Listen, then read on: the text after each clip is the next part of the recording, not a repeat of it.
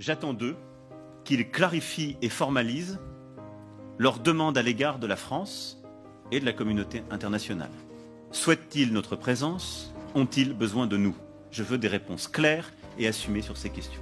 Je ne peux ni ne veux avoir des soldats français sur quelque sol du Sahel que ce soit, alors même que l'ambiguïté persiste à l'égard de mouvements anti-français. Je souhaite que nous puissions organiser une présence internationale plus forte et structurer au Sahel une nouvelle coalition autour de nous, en lien avec nos partenaires européens déjà présents. Le président français demande à nos chefs d'État africains francophones de fermer nos bouches. Parce que, selon lui, nous cultivons un sentiment anti-français. Mais vous savez très bien que c'est faux.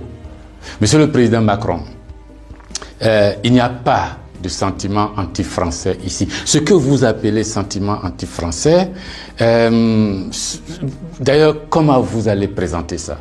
Je suis en train de parler en français là. J'ai rien contre le français en tant que langue. Je ne parle pas en sénoufo ou en djoula ou en serer ou en wolof ou je ne sais quoi, soninké, bambara ou quoi d'autre. Je parle en français. Je n'ai rien contre le français. J'écris, je m'exprime, je travaille en français.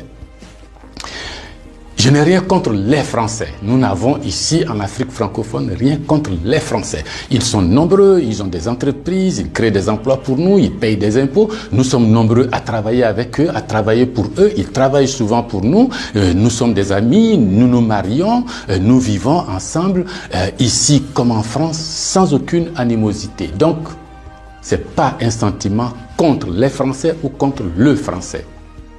Ce que vous appelez sentiment anti-français en réalité, c'est un ras-le-bol, c'est une révolte, c'est un refus de la mainmise de l'État français sur nos autorités et par ricochet sur nos économies, sur nos peuples. C'est ce que nous refusons. Les relations incestueuses entre l'État français et les États africains, c'est ce que nous refusons. Les relations de connivence entre l'État français et les États africains, c'est ce que nous refusons. Parce que simplement ces relations étouffent la démocratie. Ces relations étouffent le respect des droits de l'homme. Ces relations étouffent la possibilité que nous devons avoir de demander des comptes à nos dirigeants. Ces relations étouffent l'expression plurielle chez nous.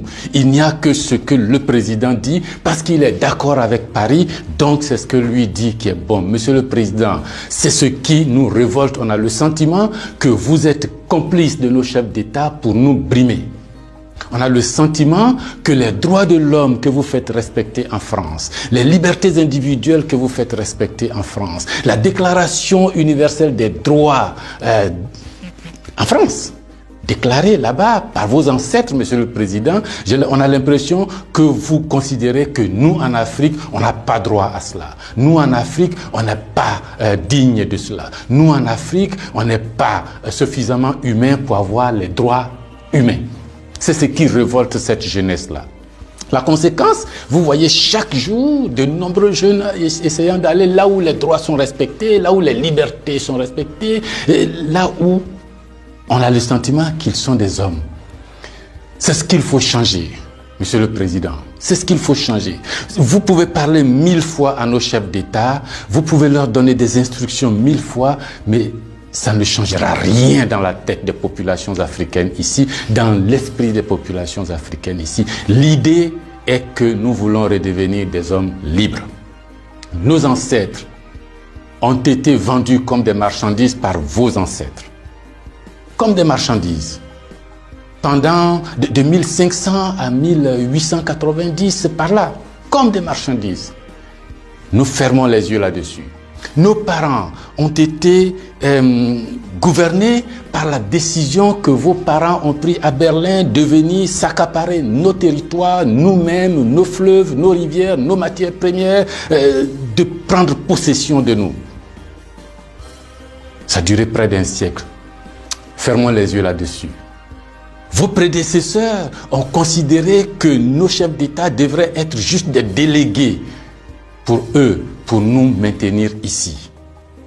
Comment on peut avoir le sentiment français quand on descend à l'aéroport d'Abidjan? Le boulevard qu'on prend s'appelle Giscard d'Estaing. Le pont qu'on emprunte s'appelle De Gaulle. Et la route qu'on utilise pour aller à l'université s'appelle boulevard Mitterrand.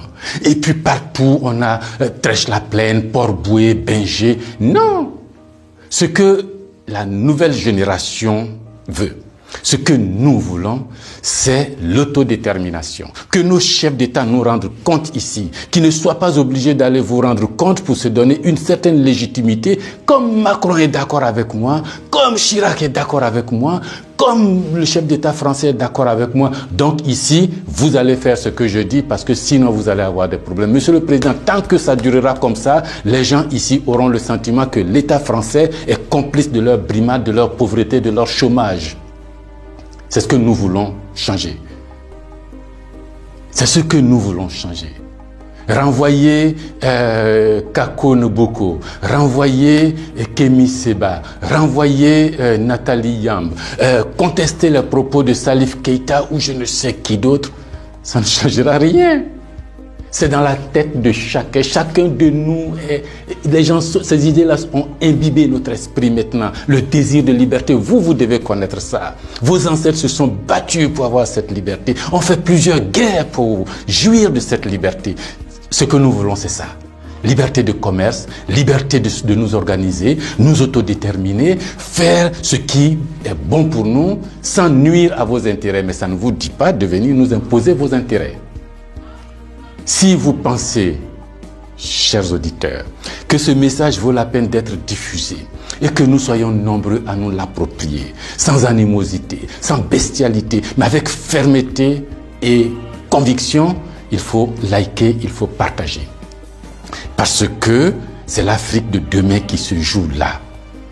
Nous ne voulons plus être des marchandises, nous ne voulons plus être sous la tutelle de quelqu'un, nous voulons redevenir des hommes libres.